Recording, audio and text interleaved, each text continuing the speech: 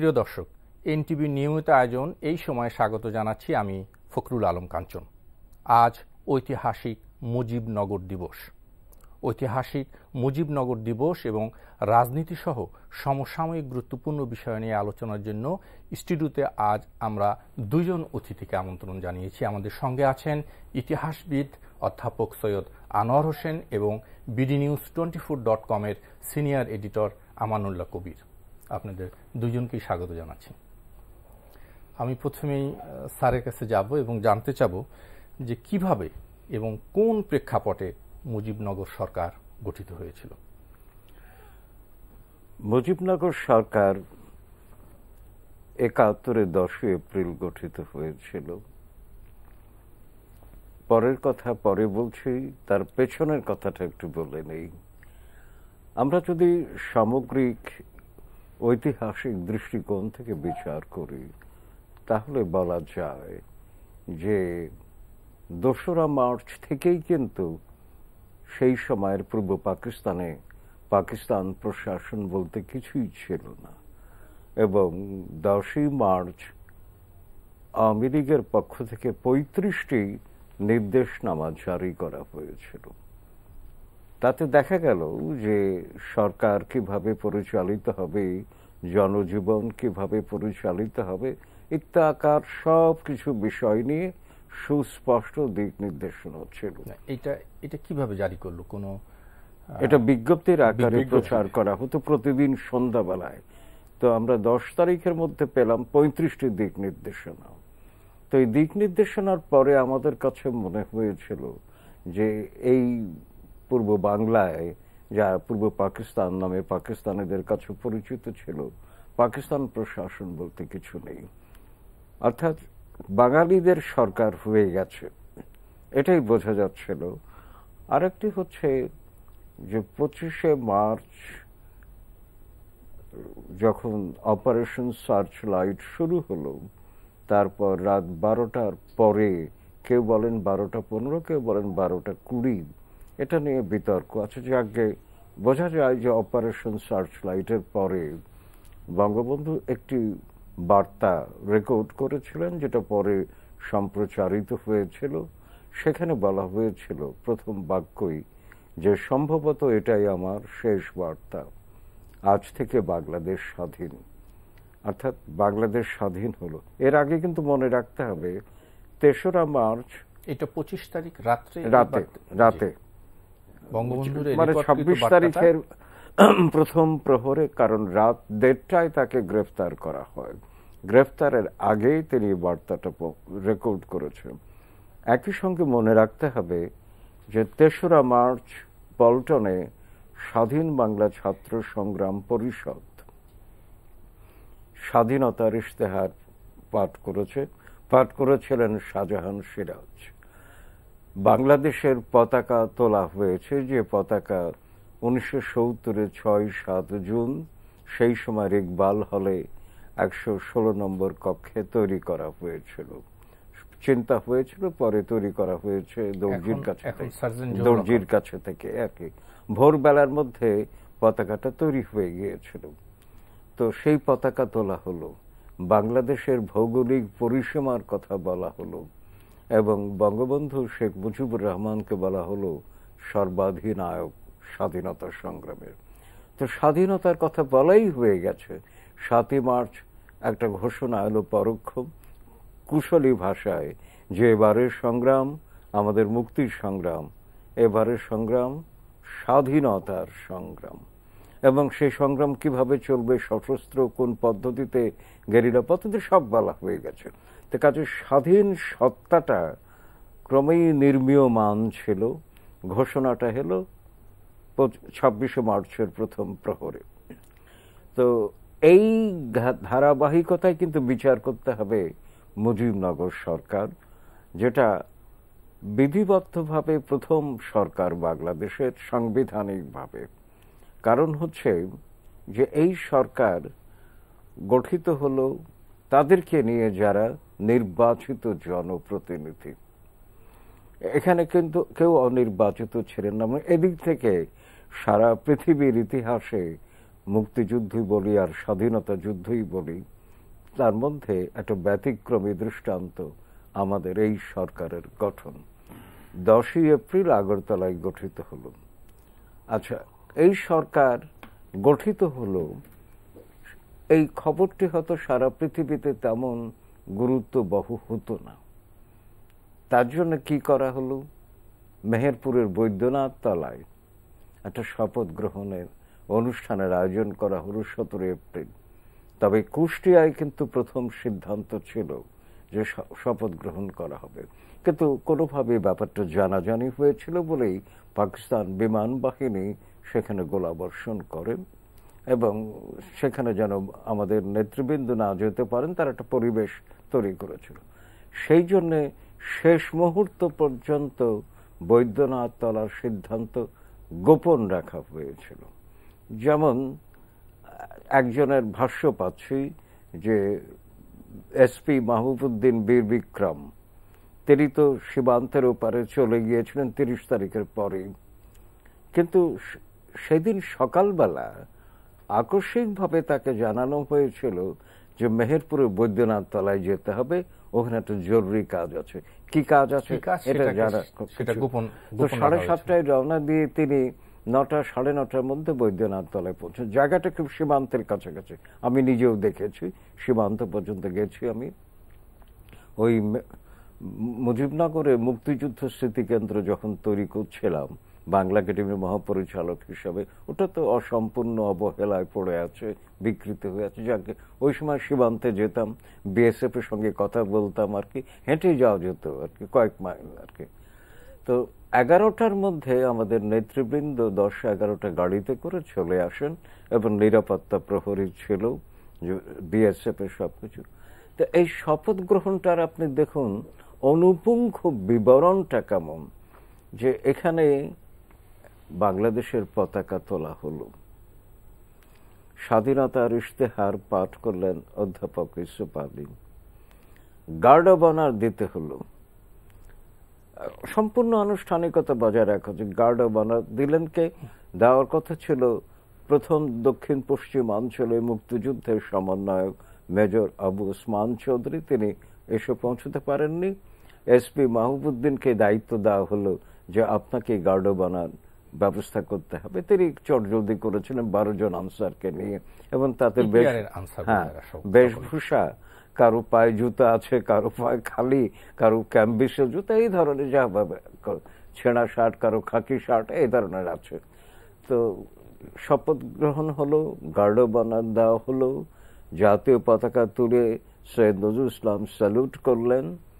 এবং আরেকটা মজার ব্যাপার আমার কাছে খুবই গুরুত্ববহ এই জন্যে যে আনুষ্ঠানিক যে বিস্তারিত যা কিছু কোনোটাই কিন্তু বাদ পড়েনি। সেটা হচ্ছে কোরআন তেলাওয়াত করানো হলো, বাইবেলও পাঠ করানো হলো। বারেক আলী কোরআন তেলাওয়াত করলেন, পিন্টু বিশ্বাস বাইবেল পাঠ করলেন, এই দুটো ধর্মগ্রন্থ পাঠ করা হলো। কিন্তু আমরা তো জানি যে ধর্ম নিরপেক্ষতার ঘোষণা এসে গেছে 10ই এপ্রিল, স্বাধীনতার ঘোষণা, এবং অধ্যাপক ইউসুফ আলী যেটা পড়লেন তার মধ্যে কথা আছে, কিন্তু তার মানেই হচ্ছে ধর্ম নিরপেক্ষতা মানে ধর্মহীনতা নয় আর কি, এটা বোঝা গেল বার্তাটা। বিদেশি সাংবাদিক অনেক এসেছিলেন, তার মধ্যে হ্যাঁ মার্ক টালি সবচেয়ে বিখ্যাত, যার প্রতিবেদন সারা বিশ্বে টনক নড়িয়েছিল, বাংলাদেশের পক্ষে জনমত গঠনে অনেক বড় ভূমিকা পালন করেছিল। তো এই কাজে আমাদের 71 মার্চ থেকেই এই সরকারের পটভূমি সন্ধান করতে হবে এবং এই সরকারটি গঠিত। তবে মাঝখানে আর একটা ঘটনা ঘটেছিল, সেটা বলা দরকার ইতিহাসের স্বার্থে। 4 তারিখে এপ্রিল মাসে তাজউদ্দিন আহমেদ, ব্যারিস্টার আমিরুল ইসলাম এরা দিল্লি গিয়েছিলেন শ্রীমতী ইন্দিরা গান্ধীর সঙ্গে দেখা করতে। ইন্দিরা গান্ধী প্রথমেই প্রশ্ন করেছিলেন, have you formed your government, আপনারা কি আপনাদের সরকার গঠন করেছেন কিনা? তাজউদ্দিন আহমেদ বলেছিলেন ইয়েস। আসলে তখনও সরকার গঠন হয়নি, কিন্তু আমার যেটা মনে হয় যে তার মাথায় ছিল, বিবেচনায় ছিল ওই মার্চের ঘটনা বলি, কাজে সরকার তো হয়েই আছে আর কি। তো সেই জন্য তারপরে এসে 10 এপ্রিল আনুষ্ঠানিকভাবে সরকার গঠিত হলো। 17 এপ্রিল শপথ নিল। স্যার আবার আপনার কাছে আসি, একটু আমানুল কবিরের কাছে যাই।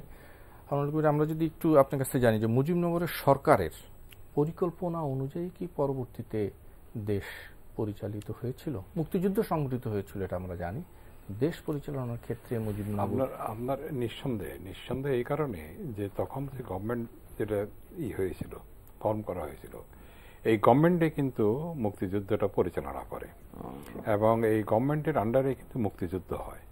সবকিছু এই গভর্নমেন্টই করে, এই ফরেন পলিসি থেকে শুরু করে সমস্ত কিছু কিন্তু এই গভর্নমেন্টই নিয়ন্ত্রণ করে বা গভর্নমেন্টের মাধ্যমে হয়। আপনার এই যে সারা বিশ্বে যে সাপোর্ট, মানে বিদেশি আন্তর্জাতিক সাপোর্ট যেটা আদায়ের জন্য, সেটাও কিন্তু এই গভর্নমেন্টের পক্ষ থেকেই কিন্তু ইনিশিয়েটিভটা নেওয়া হয়, সবকিছু করে। যদিও বিচ্ছিন্নভাবে, তখন তো এত কমিউনিকেশন ওইভাবে ছিল না, কিন্তু মেসেজগুলো পৌঁছেছে এবং মেসেজগুলো পৌঁছার সঙ্গে সঙ্গে কিন্তু সেইভাবে আমরা সবাই কিন্তু নেমে পড়েছে। এখন যেটা খুবই ইম্পর্টেন্ট সেটা হচ্ছে এই যে গভর্নমেন্ট, যে মুজিবনগর গভর্নমেন্টের যে ফর্ম হলো, মুজিবনগর গভর্নমেন্ট ফর্ম হওয়ার ফলে কি হলো, Bangladesh formally came into existence. Formally কিন্তু এটা ফর্মাল কিন্তু একেবারে মানে হয়ে গেল। তখন এর আগে ধরেন এর আগে যেগুলো ঘোষণা ছিল সেগুলো কিন্তু আনুষ্ঠানিক ঘোষণা ওইভাবে সবকিছু ছিল না, কিন্তু এটা কিন্তু আনুষ্ঠানিকভাবে একটা সরকার গঠিত হলো। কিন্তু এটা দিস ইজ ভেরি ইম্পর্টেন্ট। এবং যখন থেকে কিন্তু আমরা এই যে সরকার, আমাদের সরকার যদি আমরা করি যে কখন আমাদের সরকার গঠিত হয়েছে, তাহলে কিন্তু মুজিবনগর থেকে আপনাকে ধরতে হবে যে ওই সময় থেকে আমাদের সরকার শপথ নিচে গঠিত হয়েছে, এটা কিন্তু ধরতে হবে। রাষ্ট্রপতি, সবকিছু একটা পরিপূর্ণ সরকার বলতে যা বোঝা যায় সবকিছু কিন্তু হয়েছে এবং ওই সরকারের অধীনেই তো মানে বাংলাদেশের সমস্ত কর্মকাণ্ডগুলো পরিচালিত হয়েছে। এখানে এটা হলো কিন্তু খুবই গুরুত্বপূর্ণ বিষয়। আর অনেকেই ধারণা করে যে মানে অনেকেরই কিন্তু অনেক রকম ধারণা আছে যে মানে যেমন আমি যে জিয়াউর রহমানকে নিয়ে যে কতগুলো প্রশ্ন ওঠে, আমি এগুলো প্রশ্নগুলো তুলতে চাই না, কিন্তু একটা জিনিস আমি বলতে চাই এই কারণে, যেহেতু নানান কথাবার্তা বলা হয়, সেটা হচ্ছে জিয়াউর রহমান যুদ্ধ করেছিলেন কোথায়, কার সঙ্গে যুদ্ধ করেছিলেন? কিন্তু এই সরকারের অধীনে থেকে, এই সরকারের নির্দেশ মেনেই কিন্তু তিনি যুদ্ধ করেছিলেন। এই সরকারের নির্দেশের বাইরে কিন্তু কোনো কিছু করা হয় নাই। ওই জেড ফোর্স বলেন, যাই বলেন, সবকিছু কিন্তু সরকারের মাধ্যমেই হয়েছে। এগুলো সরকারের সৃষ্টি। সুতরাং এই জিনিসগুলো কিন্তু ওইভাবে যে আমরা বলি, যে নানান সময় নানান কথাবার্তা বলি যে অমুক অমুকের চর ছিল, অমুক অমুকের চর ছিল, তমুকের চর ছিল, এই সমস্ত বলা হয়, এগুলো কিন্তু ঠিক না। চর থাকলে সবাই ওই মুজিবনগর গভর্নমেন্ট, ওই যে প্রবাসী মানে অস্থায়ী গভর্নমেন্ট যেটা, এই গভর্নমেন্টেরই চর সবাই ছিল। ওই গভর্নমেন্টকে সবাই সার্ভ করেছে, এই গভর্নমেন্টের নির্দেশেই সবাই সেদিন অস্ত্র ধরেছে, আবার ওই গভর্নমেন্ট যেদিন মানে চুক্তি হয়েছে তখন অস্ত্র ছেড়ে দিয়েছে। এইগুলো ঘটনাগুলো ঘটছে। আর একটা জিনিস হচ্ছে যে আমার একটা জিনিস যেটা, এটা অধ্যাপক সাহেব বলবেন, মুজিবনগর দিবসটা আমার কাছে খুবই গুরুত্বপূর্ণ, কিন্তু এই গুরুত্বপূর্ণ হলেও কিন্তু মুজিবনগর দিবসটা কিন্তু সেইভাবে পালিত হয় না। এটা কিন্তু আমার কাছে বহুবার একটা প্রশ্নের সৃষ্টি করেছে যে কেন মুজিবনগর দিবসটা আমরা গুরুত্বের সঙ্গে পালন করি না। আমরা একটা আনুষ্ঠানিকতা হয় না, খুবই ছোট্ট একটা আনুষ্ঠানিকতা, এটা কিন্তু দায়সারা গোছের হওয়ার কিছু না। এটা কিন্তু এই বছরই বোধহয় জনসভা করলেন, এটা কিন্তু এটা কিন্তু ন্যাশনালি, এটা জাতীয়ভাবে কিন্তু এটা ওইভাবে পালিত হওয়া উচিত আমি মনে করি। কারণ ওই দিন তো আমাদের আনুষ্ঠানিক এক্সিস্টেন্সটা কিন্তু ঘোষিত হলো। কাজে সেই দিন আপনি কেন মানে আপনার দায়সারা গোছের একটা অনুষ্ঠানের মাধ্যমে করবেন? সেটা শুধু ওই মুজিবনগরে গিয়েই করতে হবে এমন কোনো কথা নেই, এটা ন্যাশনালি আপনি করতে পারেন, ওখানে অনুষ্ঠান থাকবে এবং জাতীয়ভাবেও কিন্তু একটা অনুষ্ঠান হওয়া উচিত আমাদের, যে অনুষ্ঠানটা যাতে করে সবাই এটা বুঝে যে আমাদের মানে অস্তিত্বটা কখন থেকে ঘোষিত হলো, এটা যেন মানে সবাই বুঝে আর কি। এই জন্য এটা প্রয়োজন। এই যে আমরা নব প্রজন্মকে মুক্তিযুদ্ধের ইতিহাস শিক্ষা দিচ্ছি, কিন্তু এই জায়গাটা এসে যদি কেউ প্রশ্ন করে যে এই দিনটা এত দায়সারা গোছের ভাবে প্রতিপালিত হচ্ছে কেন, তখন কি জবাব দেবে? তখন কিন্তু কেউ কোনো জবাব দিতে পারবে না। এটা আমি দেখি যে বিএনপি আমলে তো এটা ওই রকম ভাবে হয়েছে, আওয়ামী লীগ আমলেও কিন্তু এটা সেভাবে প্রতিপালিত হচ্ছে না। আচ্ছা, এর ব্যাখ্যাটা কি হতে পারে? এটা কিন্তু আমিও ভাবি তো কারণ আজকে সকালবেলায় একটি চ্যানেলে বলেছি, ঠিক আপনি যেভাবে অভিযোগ করলেন যে এটা দায় সারা গোছের কেন হচ্ছে, এটা এইটা দায় সারা, আমি জবাব দিলে এটা তো জবাবটা খারাপ হবে। জবাবটা খারাপ হবে এই কারণে, সত্যের খাতিরে বলুন। হ্যাঁ, সত্যের খাতিরে বলতে হবে। এখানে আপনি দেখেন, আপনি আমাদের যদি পুরা মানে মুক্তিযুদ্ধের মানে মুক্তি সংগ্রামের যদি আলোচনাটা করেন, তাহলে কি দেখা যায়, কতগুলো ঐতিহাসিক অধ্যায় ভাগ করা যায়। এর একটা গুরুত্বপূর্ণ অধ্যায় হচ্ছে 9 মাস, এই যে মুক্তিযুদ্ধ সময়টা একটা গুরুত্বপূর্ণ অধ্যায়। আপনি এই গুরুত্বপূর্ণ অধ্যায় নেতৃত্ব দিয়েছে কে? আপনার বঙ্গবন্ধু শেখ মুজিবুর রহমানের অনুপস্থিতিতে নেতৃত্ব দিয়েছে আপনার তাজউদ্দিন আহমেদ নেতৃত্ব দিয়েছেন। কিন্তু এই যে 9 মাসে যে তিনি নেতৃত্ব দিয়েছেন in absence of Bangabandhu Sheikh Mujibur Rahman, আপনার এই সময়টা কি ওইভাবে প্রতিপালিত হয়? এই যে নেতৃত্ব, এই নেতৃত্বকে ওইভাবে স্মরণ করা হয় যে গুরুত্বপূর্ণ, সবচেয়ে গুরুত্বপূর্ণ সময়ে যিনি নেতৃত্ব দিয়েছেন সেই সময়টায় তার মানে ভূমিকা নিয়ে তাকে নিয়ে ওইভাবে কি আলোচনা হয় আমাদের? বা আমাদের যে ইতিহাস লিখিত হয়েছে, যেখানে যেটা পড়ানো হয় মানে এই ছাত্রছাত্রীদের, সেখানে কি ওইভাবে ওই গুরুত্বপূর্ণ অধ্যায়টা কি তুলে ধরা হয়েছে? আমি তো দেখেছি যে সেইভাবে তুলে ধরা হয় না এবং প্রতিপালিতও হয় না সেইভাবে। এখন ব্যাপারটা হচ্ছে, আমি আমানুল্লাহ ভাইয়ের বক্তব্যের ধারাবাহিকতায় সংযোজক বক্তব্যটা হলো এই যে তাজউদ্দিন আহমেদ যে প্রধানমন্ত্রী হলেন 10ই এপ্রিল, তখন থেকে তার বিরুদ্ধে দলীয় অভ্যন্তরীণভাবে বিরোধিতা শুরু হয়েছিল। যেটা একদম নতুন একটি সরকার, সেই সরকারের একেবারেই তো নবগঠিত একটি সরকার। তারপরেও সারা 9টি মাস কিন্তু দলের ভিতরে দলীয় কোন্দল চলেছে। তার কাহিনী আছে, ও বলতে গেলে রাত শেষ হয়ে যাবে। কিন্তু শুধু চুম্বক বলে রাখি যে তাজউদ্দিনের নেতৃত্বের প্রতি অনাস্থা প্রস্তাবও আনার চেষ্টা করা হয়েছিল নানানভাবে। বিরোধিতা তো আছেই।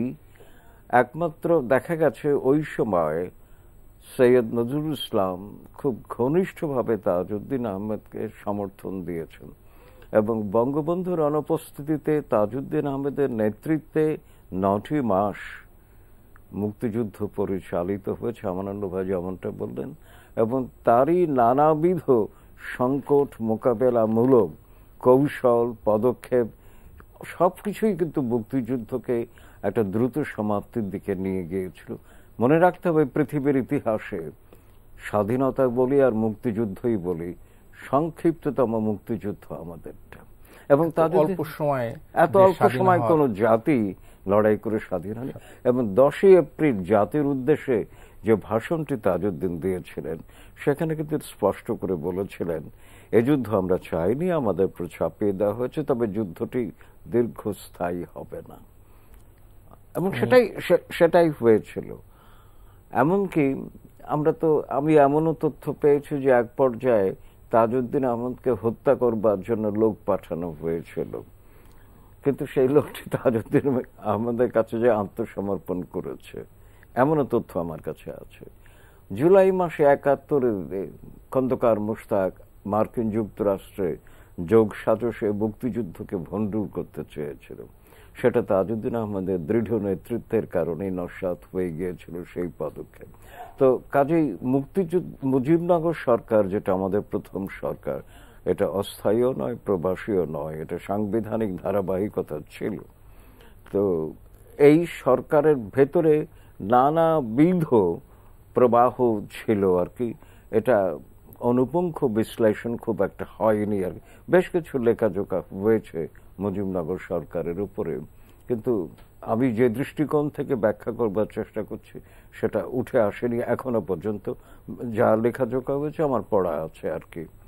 তো এখন তাজউদ্দিন আহমেদকে নিয়ে আওয়ামী লীগের মধ্যে নানাবিধ মত মন্তব্য প্রচারিত আছে। কিন্তু আমার যেটা প্রশ্ন, যে আমি সত্যকে সূর্যালোকের মতো মনে করি। সূর্যালোককে যেমন হাত দিয়ে ঠেকানো যায় না, সূর্যালোক প্রবিষ্ট হবে তার সাধারণ নিয়মে, সত্যকে সেইভাবে মেনে নেওয়া দরকার আমি মনে করি। মতভিন্নতা থাকতে পারে, যে অনেক সময় বলা হয় তাজউদ্দিন নিজেই উচ্চাভিলাষী ছিলেন। আমি তা মনে করি না। তাজউদ্দিনের সারা জীবন যদি বিচার করি, বিশ্লেষণ করি, তাহলে তাকে যখন সরিয়ে দেওয়া হলো মন্ত্রী পরিষদ থেকে, তিনি টু শব্দটি করেননি। শুধু তাই নয়, যে তাকে যখন ৭৫-এর ১৫ই আগস্টের পরে বলা হলো যে সমর্থন করতে, তিনি সমর্থন করেননি এবং বঙ্গবন্ধুর বিরুদ্ধে একটি কটু বাক্য তিনি উচ্চারণ করেন। তার কাছে তো যাওয়া হয়েছিল যে আপনি আসেন এই সরকারের যোগদান করেন। হ্যাঁ, প্রস্তাব ছিল, তিনি তো নিলেন না। যদি নিতেন তাহলে প্রাণটা বাঁচত।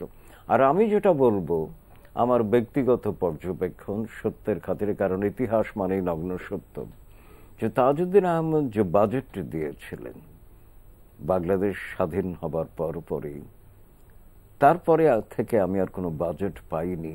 কারণ হচ্ছে এই জন্যে যে তাজউদ্দিন আহমেদের বাজেটে একটা দর্শন পাই আমি খুঁজে। আমি অর্থনীতির ছাত্র না হলে অর্থনীতি কিছু পড়তে হয়েছে আমাকে অনুষঙ্গী বিষয় হিসেবে, এবং এখনো পড়তে হয়, কারণ আন্তর্জাতিক সম্পর্ক বিশ্লেষণ করতে গেলে অর্থনীতির কিছুটা জানাশোনা দরকার।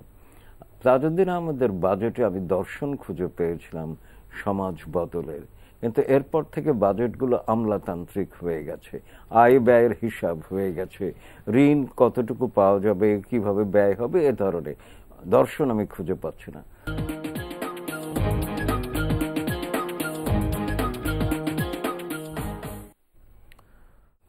স্যার, আমরা মুজিবনগর দিবস নিয়ে আলোচনা করলাম, এবার যদি একটু সমসাময়িক বিষয় নিয়ে যাই, এদিকে একটু নজর দিই। সেটাতে যাবার আগে শেষ বাক্যটা বলে যাই। হ্যাঁ, যে মুজিবনগর দিবসকে ২৬শে মার্চ ১৬ই ডিসেম্বরের মতো একটি দিন হিসাবে আমাদের পালন করা উচিত যদি কৃতজ্ঞ থাকি। অকৃতজ্ঞ হলে আমার বলার কিছু নেই। ২ নম্বর কথাটি হলো, মুজিবনগর দিবস পালন করার অর্থই হচ্ছে তাজউদ্দিনকেও স্মরণ করা, নইলে আবার অকৃতজ্ঞ হব। আমরা হতে চাই না। নিশ্চয়ই না।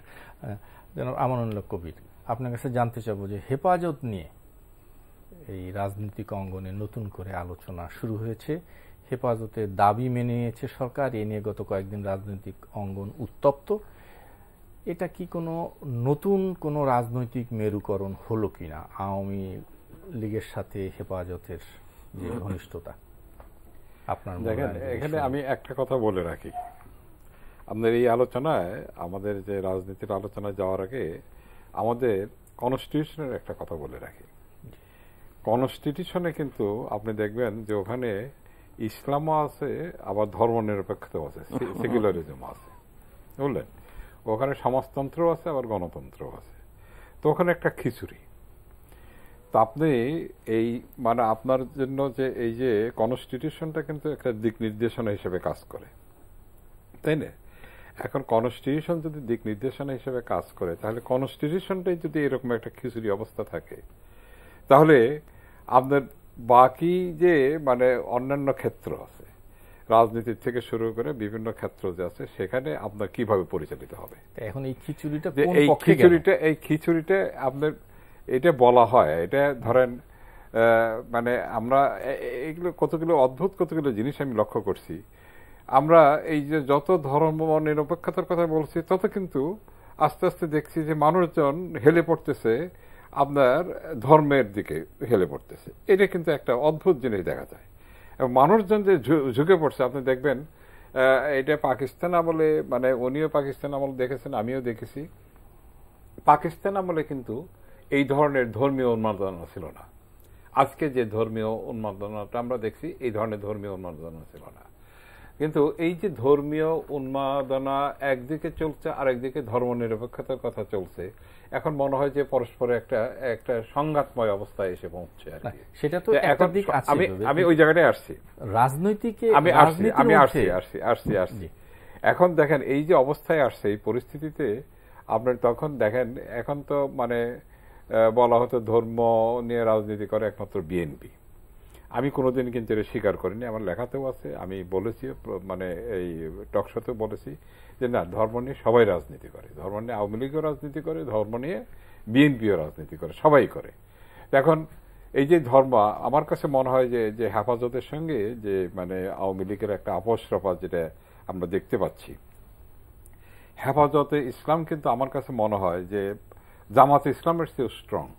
যদি আপনি তার এটা রুটস দেখেন, উচ্চ মূল দেখেন, তাহলে কিন্তু এই রুটসের দিক থেকে কিন্তু জামাতের চেয়ে কিন্তু স্ট্রং হচ্ছে হেফাজতে ইসলাম। কারণ হেফাজত কিন্তু ইসলামের একটা ধারাকে বহন করে, একটা ধারাকে রিপ্রেজেন্ট করে। এটা কোনো রাজনৈতিক না, এটা কোনো রাজনৈতিক দল না, রাজনৈতিক, তারপরে তাদের কিন্তু তারা একটা রাজনীতি করে, অনেক আছে, তারা একটা রাজনীতি করে, এটা তো আমরা বুঝি।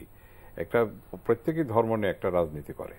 এবং এই যে আমি যে কথাটা বললাম যে মানে হেফাজত জামাত ইসলামের যে স্ট্রং একটা অর্গানাইজেশন, এটার একটা প্রমাণ হলো যে শাপলা চত্বরে যে সমাবেশটা হয়েছিল, কি বিশাল একটা সমাবেশ হয়েছিল। এরকম ধরনের সমাবেশ করার ক্ষমতা কিন্তু জামাতের নেই, জামাত কোনোদিনই করতে পারবে না। এবং ওটা একটা জঙ্গি সমাবেশ ছিল, ভয়াবহ একটা সমাবেশ ছিল। যাই হোক, সেটা থেকে মানে সেটা শেষ হয়ে গেছে, অন্য কিছু হয়েছে। এখন এই যে ধর্ম নিয়ে রাজনীতি এখন যেটা হচ্ছে, যে আমি যেটা মনে করি এখন দেখেন কতগুলো অদ্ভুত জিনিস সৃষ্টি হচ্ছে, কিন্তু বাংলাদেশের রাজনীতিতে একটা টার্ন নিতে যাচ্ছে কিনা এটা আমি অনেক সময় ভাবতেছি, কিন্তু এখন পর্যন্ত কোনো কনক্লুশন আসতে পারিনি। যেমন বিএনপি জামাতের সঙ্গে আছে, এটা বুঝলাম, এটা আছে। এখন আওয়ামী লীগ আপনার হেফাজতের সঙ্গে একটা আপোষ রফায় যাচ্ছে। আবার এরশাদ সাহেব কিন্তু আবার 32টে না 34টে মানে ইসলামিক সংগঠন নতুন একটা জোট করতেছে। তাহলে এটা কি বুঝতে পারছি কি, আমাদের কোন দিকে যাচ্ছি আমরা? আচ্ছা, স্যারের কাছ থেকে আমি শেষ করে দিই। তাহলে আমরা কোন দিকে যাচ্ছি? আমরা যে মানে যে কথাটা বারবার বলছি যে মানে আমরা মানে এই সেকুলারিজমের কথাটা যেটা বলছি, ধর্ম নিরপেক্ষতার কথা বলছি, সেই ধর্ম নিরপেক্ষ থেকে কি রাষ্ট্র পরিচালনা করতে পারছি? ধর্ম নিরপেক্ষ থেকে কি আমরা রাজনীতি পরিচালনা করতে পারছি? ধর্ম নিরপেক্ষ থেকে কি আমরা প্রশাসন পরিচালনা করতে পারছি? আমরা তো কোনো কিছু পরিচালনা করতে পারছি না ধর্ম নিরপেক্ষ। বরং ধর্মের সঙ্গে রাষ্ট্রকে এক করে ফেলানোর একটা প্রবণতা সবসময় আমাদের ভিতরে কাজ করছে। এবং আমি যেটা মনে করি যে এইটা হলো মূলত হলো এই ধর্ম নিয়ে রাজনীতিটা মূলতই এটা হলো এই ভোটের রাজনীতি। এই ভোটের রাজনীতি কিন্তু শুরু হয়েছে, এই ভোটের রাজনীতির অংশ হিসেবেই আমার ধারণা, আমার বিশ্বাস যে এই আওয়ামী লীগের সঙ্গে হেফাজতে ইসলামের একটা আপোষ রফা সৃষ্টি হয়েছে। স্যার কি বলবেন? ভোটের রাজনীতি প্রথম কথাটা, হ্যাঁ ওটাতে আসছি। বাংলাদেশে আপাত দৃষ্টিতে যাকে ধর্মীয় উন্মাদনা বলছে, সেটা উন্মাদনা নয়, ধর্মান্ধতার উচ্ছ্বাস। কারণ লক্ষ্য করুন যে বাংলাদেশে বাহ্যিকভাবে ধর্মীয় চেতনা প্রকাশ করবার বা দেখানো প্রদর্শনের একটা ব্যাপকতা আমরা লক্ষ্য করছি, এবং সেটা অনেক সূচক আছে। তথাকথিত ইসলামী লেবাস, পোশাক আশাক পরা প্রবণতা বেড়ে গেছে। আমি ঢাকা বিশ্ববিদ্যালয়ে আজ থেকে 10 বছর আগে শ্রেণীকক্ষে যা দেখেছি তার চাইতে এখন দেখছি অধিক সংখ্যক ছাত্র তথাকথিত ইসলামী লেবাস পড়ছে, এবং তবে তুলনামূলকভাবে ছাত্রীদের মধ্যে তথাকথিত ইসলামী লেবাস, যদিও ইসলামে কোনো নির্দিষ্ট পোশাকের কোনো বিধান নাই, এবং শালীনতার কথা বলা আছে, অনেক কিছু বলা আছে, কিন্তু পোশাকের বিধান নাই। কারণ কি করে হবে? একটা বিশ্বজনীন ধর্ম, বিশ্বের এক এক জায়গায় এক এক ধরনের আবহাওয়া অনুযায়ী পোশাক। আজকে যদি আমি লন্ডনে কোনো স্টুডিওতে বসে কথা বলতাম, তাহলে আমাকে স্যুট কোট টাই লাগিয়ে আসতে হতো, বা শীতের সময় আমরা যেভাবে আসি। আজকে তো পাঞ্জাবি পরে বসে থাকতে পারছি না, গরম লাগে আর কি। তো সেই জন্য এটা বেড়েছে। মসজিদগুলোতে মসজিদের সংখ্যা প্রচুর বেড়েছে, কিন্তু মুসল্লির সংখ্যা তার চাইতে বেশি বেড়েছে। জুম্মার নামাজ পড়তে গেলে জায়গা পাওয়া যায় না কোনো মসজিদে, রাস্তা পর্যন্ত বিস্তৃত। একই সঙ্গে বিপরীতে লক্ষ্য করুন, বাংলাদেশে অনৈতিকতা, দুর্নীতির পরিমাণও বেড়ে গেছে। একদিকে ধর্মভিত্তিক প্রবণতা বাড়ছে, অন্যদিকে দুর্নীতি এবং অনাচার কদাচার সব বেড়ে যাচ্ছে। তাহলে ব্যাপারটা কি? ব্যাপারটা হচ্ছে যে আমানুল্লাহ ভাই বলছিলেন খিচুড়ি, গোজামিল, আমরা সমাজ এবং সময়টা গোজামিলের মধ্যে দিয়ে যাচ্ছে। হেফাজতের প্রশ্নে আমি বলি, আমানুল্লাহ ভাই একটা অত্যন্ত গুরুত্বপূর্ণ তথ্য হাজির করেছেন তার কথায়, যে জামাতের চাইতেও সাংগঠনিক দিক থেকে হেফাজত অনেক বেশি শক্তিশালী হবে না কেন? 14,000 মাদ্রাসা, 14 লাখ শিক্ষার্থী, একই ছাতার তলায় তারা আছে। এবং যে সমাবেশটা করলো ওইভাবেই ওদেরকে নিয়ে এসে কিন্তু সমাবেশটা করলো। এবং ধর্ম তো একটা আফিম, মার্কসের কথায় এই ধরনের আফিম, এটা ধর্মান্ধতা আফিম। তো ওই সমাবেশের সময় বেগম খালেদা জিয়া দেশবাসীকে আহ্বান জানিয়েছিলেন হেফাজতের পাশে দাঁড়ানোর, কিন্তু দুঃখিত, হেফাজতের পাশে দেশবাসী দাঁড়ায়নি। এখন দেখছি যে হেফাজতের পাশে শুধু নয়, হেফাজতকে হেফাজত করছে আওয়ামী লীগই স্বয়ং। অর্থাৎ হেফাজতের সৌভাগ্যগত যে বিএনপিও হেফাজত করতে চায়, আওয়ামী লীগও করছে। এবং মনে আছে কিনা যে হেফাজতের শাপলা চত্বরের সমাবেশ বন্ডুল হবার পরে আমাদের মাননীয় অর্থমন্ত্রী বলেছিলেন যে হেফাজতে ইসলাম নয়, বরবাদে ইসলাম। তা এখন মাননীয় অর্থমন্ত্রী কি বলবেন? সে বরবাদে ইসলামের সঙ্গে যদি এই সরকার আপোষ করে, এটাকে আপোষও বলবো না, এটা আমাদের আওয়ামী লীগের সাধারণ সম্পাদক একটা মোক্ষম কথা বলেছেন যে এটা কৌশল। মেনে নিচ্ছি, রাজনীতিতে অনেক কৌশল প্রয়োজন আছে, আগামী নির্বাচনকে সামনে রেখে হয়তো অনেক কিছু কৌশল। কিন্তু আমার মতো মূর্খ মানুষ, অর্বাচীন মানুষ এটাকে অপকৌশল বলে। অপকৌশল এই জন্যে যে হেফাজত যদি ইসলামের হেফাজত করতো তাহলে একটা কথা ছিল, এরা ইসলামের হেফাজত করে। মনে রাখতে হবে আল্লামা শফি বা তার সংগঠন সম্পূর্ণভাবে মুক্তিযুদ্ধ বিরোধী এবং নারী বিদ্বেষী। আর তাদের যে কর্মকাণ্ড ক্রমেই কিন্তু বিস্তৃত হচ্ছে। পাঠ্যপুস্তক হেফাজতীকরণ হলো, কওমি মাদ্রাসা স্বীকৃতি হোক, 14 লাখ তরুণ তারা কোথায় যাবে? তাদের উপর দায়িত্ব তো সরকারের আছে। কিন্তু কাজটা কি এভাবে করা উচিত ছিল না? যে তাদের পাঠসূচি আগে দেখা দরকার, তারা কি পড়ছে, তাদের পড়ার মধ্য দিয়ে কি এই মানের সমকক্ষ তারা প্রচেষ্টা চালাচ্ছে কিনা, আগে সেটা দেখা লাগতো। কিন্তু এখন তারা পরে কোরআন হাদিস তাও বিকৃত। এখন এরা ঠিক আছে MA পাশের সমান ডিগ্রি নিয়ে চলে এলো, তারপরে চাকরিটা কোথায় দেব আমি? কওমি মাদ্রাসা পাশ করা একজন MA পাশ করা ছাত্রকে আমি কি এনটিভিতে চাকরি দিতে পারবো? ঢাকা বিশ্ববিদ্যালয়ে পারবো? সচিবালয় দিতে পারবো? মসজিদ মাদ্রাসা বাইরেতে পারবো না। তো তাহলে এই স্বীকৃতির অর্থটা কি দাঁড়াচ্ছে আর কিছুই নয়, যে ওই যে ভোটের রাজনীতি। কিন্তু আমি লিখে দিতে পারি, আমি যা দেখেছি এই বাংলাদেশকে আমার এই সংক্ষিপ্ত জীবনের পরিসরে, জীবনটা সংক্ষিপ্তই যতই দীর্ঘ হোক না কেন, যে আওয়ামী লীগের বাক্সে কোনো ধর্মান্ধ গোষ্ঠী একটিও ভোট দেবে না। কিন্তু সমস্যাটা হবে আওয়ামী লীগের বাক্সে যারা ভোট দিত তারা কিন্তু সংশয়ের মধ্যে পড়ে যাবে যে এটা তো আমার দল না। আর বঙ্গবন্ধু তো স্বয়ং 10ই জানুয়ারি 1972 বলেছিলেন যে বাংলাদেশে একটি আদর্শ রাষ্ট্র হবে যার ভিত্তি ধর্মভিত্তিক হবে না। এখন সংবিধানে যদি রাষ্ট্রধর্ম থাকে তাহলে কি যুক্তিসঙ্গত কারণ আমি বলতে পারি না যে রাষ্ট্রের ভিত্তি ধর্ম? আবার পাঠ্যপুস্তক তথাকথিতভাবে হেফাজতীকরণ, সবকিছু অনেক কিছু। তো সেই জন্য সংক্ষেপ করে আরেকটু আলোচনা যাই স্যার, এই আলোচনা একটু কবির কাছে যাই। প্রধানমন্ত্রী ভারত সফর শেষ হয়েছে, কিন্তু রাজনীতির মাঠে কিন্তু তিস্তা চুক্তি নিয়ে আলোচনা আছে।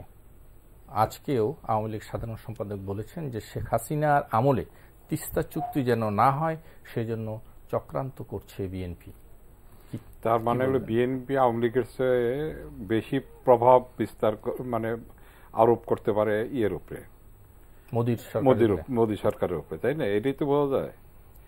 এটা যদি হয়ে থাকে তাহলে তার কোনো কথা নেই আর কি। তাহলে বুঝতেই হবে যে হ্যাঁ, বিএনপি চক্রান্ত সফল হবে।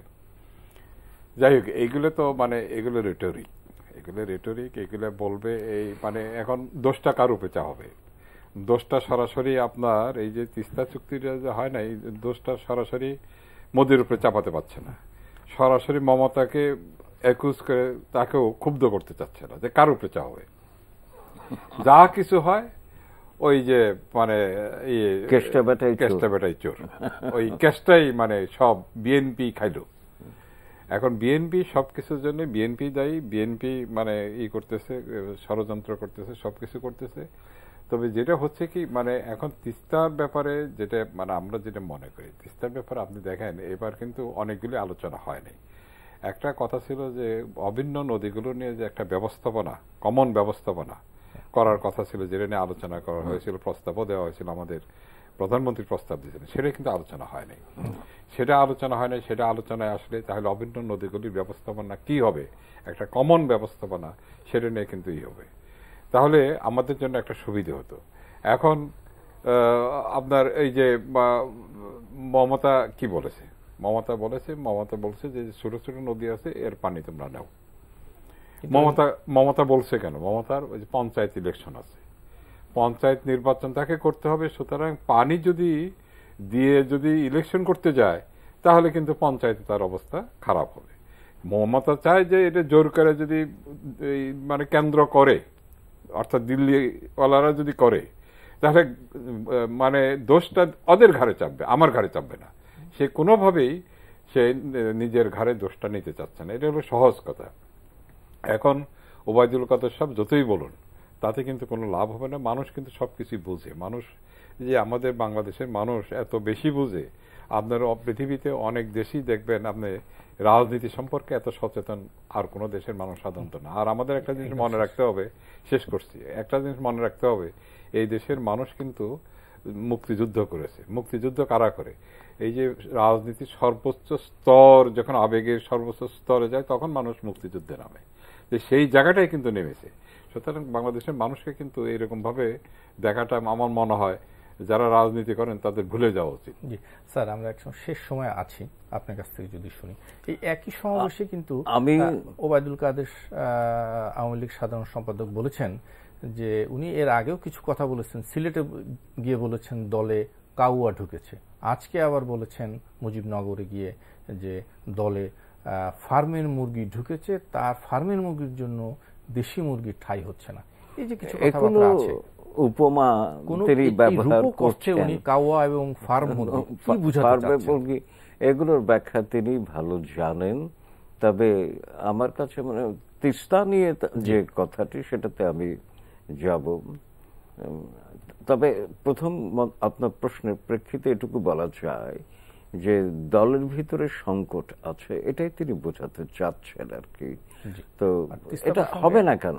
এটা হবে না কারণ গত কিছুদিন থেকে আমরা দেখছি যে আওয়ামী লীগের দলে দলে জামাত কর্মী নেতা চলে আসতে শুরু করেছে এবং আওয়ামী লীগের নেতারা ফুল দিয়ে সম্বর্ধনা জানাচ্ছেন, পত্রিকায় দেখি, ভিডিও ফুটেজে দেখি আমরা আর কি। তো ওইভাবেই তো কাওয়া আসে, ফার্মে মুরগি আসে, সেটা একেবারে শেষ সময়। আপনি আর তিস্তার ব্যাপারে আমি যেটা বলি, আমার কাছে সমস্ত বিষয়টি ভেবে চিন্তে তথ্যের ভিত্তিতে মনে হয়েছে তিস্তায় পানি আসবে কিনা সেটা নির্ভর করছে সম্পূর্ণ ভারতের কেন্দ্রীয় সরকারের উপরে এবং বিশেষ করে নরেন্দ্র মোদীর উপরে। কারণ মমতা ব্যানার্জি পশ্চিম বাংলা ভিত্তিক রাজনীতি করতে চাচ্ছেন। ভারতের সব মানুষ, সব গণমাধ্যম, সব দল চায় বাংলাদেশ তিস্তার পানি পাক, মমতা দিতে পারছেন না। এক্ষেত্রে মমতাহীন হয়ে যাচ্ছেন তিনি, কারণ তিনি জানেন তিস্তা যদি এইভাবে দিয়ে দেন আগামী নির্বাচনে তার রাজনীতি ধসে যাবে। এমনিতে সারদা নারদ কেলেঙ্কারিতে তিনি আকণ্ঠ নিমজ্জিত। তিনি চাচ্ছেন কেন্দ্রের সঙ্গে একটা লেনদেন করতে, কারণ এই যে পানি সংরক্ষণাগার তৈরি করতে হবে, প্রচুর অর্থ কিন্তু লাগবে, সেটা কেন্দ্রীয় সরকার জোগাড় করে দেখ বা দিক, এই লেনদেনটা কিন্তু চলমান। কেন্দ্রীয় সরকার এখনো দেয়নি, কেন্দ্রীয় সরকার যখন দেবে তখন মমতা পানি দেবেন, তার আগে কিন্তু হবে না। তো কাজেই মোদী হচ্ছে এখন সবচেয়ে ক্ষমতাধর ব্যক্তি, তিস্তার ব্যাপারে।